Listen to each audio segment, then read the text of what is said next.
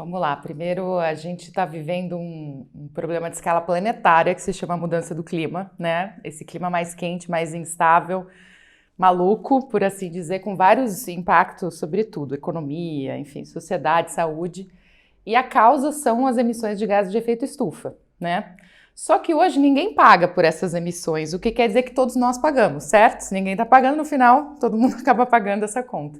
Então, se criaram mecanismos de mercado para se estabelecer um teto de emissões, pode ser por setor, pode ser por economia de um país, e aí os atores, os agentes econômicos podem trocar entre si permissões para emissão. Isso tem um preço, né? E inclusive, quem não for regulado, quem não participar desse mercado, pode produzir os famosos créditos de carbono que vão alimentar, né? Então, por exemplo, uma empresa chegou no final do ano, ela emitiu mais do que a cota que ela podia. Aí ela tem que pagar um custo que é o crédito de carbono para ela ficar dentro do teto. Então é uma coisa, tem um desenho super simples, na verdade, um pouco difícil de explicar, porque são coisas super conceituais, mas onde isso foi ou tem sido aplicado tem sido bem sucedido, porque induz inovação, induz maior eficiência, né, do setor privado. E o Brasil, acho que é importante dizer, a gente por muito tempo ficou adiando o momento de regular emissões via mercado. Também por um certo preconceito com mercados, para ser muito franca.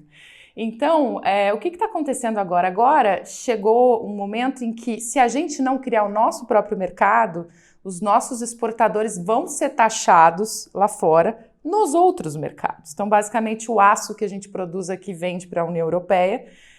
Daqui 2, 3 anos, quando ele for entrar lá, se o carbono dele não for precificado aqui, vai ser precificado lá. Então agora é do nosso interesse, na realidade, criar o mercado aqui com as nossas regras, do jeito que a gente acha melhor. Mas ainda vai um bom tempo, ainda a gente carece de alguns entendimentos aí comuns para fazer essa regulação acontecer.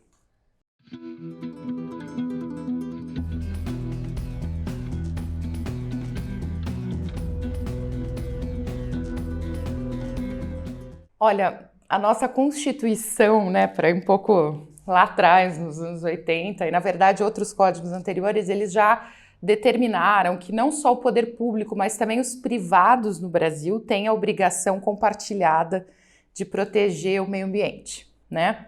E isso acabou sendo traduzido, inclusive, dentro das propriedades. Então a gente tem que manter áreas verdes, né, as chamadas reservas legais, as áreas de preservação permanente.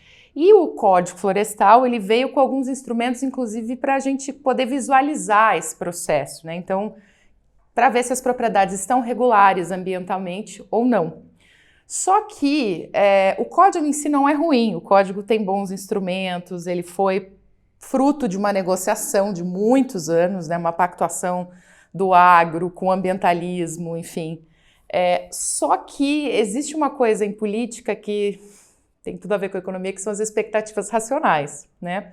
O fato de que todo ano vários deputados, vários senadores, eles colocam novos projetos dizendo que vão mudar o código, faz com que o setor privado olhe e fale, bom, o que nós vamos fazer? Vale a pena implementar? Vale a pena eu tomar esse custo, por exemplo, de recuperar uma propriedade agora, que não está, digamos, regularizado? Se eu estou ouvindo que o deputado fulaninho da minha região disse que vai mudar o código esse ano, então, entende? As expectativas são sempre de uma eventual mudança e isso atrapalhou demais o processo, né?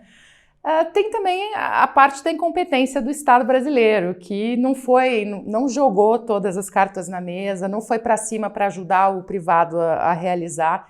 Então tem esse misto aí de incertezas com incompetências públicas e a situação não é aquela que a gente gostaria de ver uma década depois, né?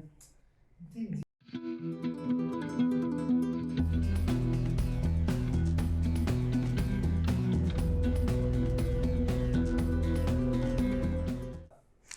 Olha, eu acho bem lamentável que tenha se incutido, né, na mente de todos nós essa oposição, que eu não creio e não quero defender como verdadeira. Na verdade, eu acho que é meio um jogo de palavras e às vezes um jogo de polarização, né?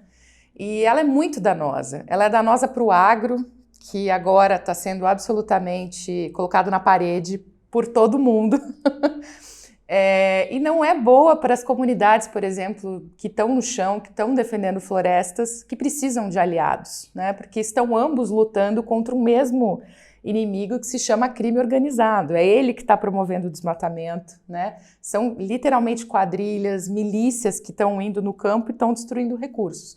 Mas contaminam as cadeias, algumas cadeias agrícolas, enfim, geram uma série de prejuízos.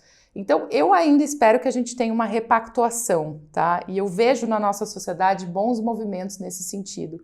Você tem hoje, por exemplo, uma coalizão Agricultura, Clima e Florestas, que reúne gigantes do agro, bancos, organizações não governamentais, e poderia citar várias outras. Então, esse tipo de pactuação, de consenso mínimo, eu acho que a gente não pode desistir. A gente tem que usar para reverter essa lógica de que meio ambiente atrasa o desenvolvimento, que o agronegócio é a pura destruição. Acho que nenhum desses mitos nos favorece.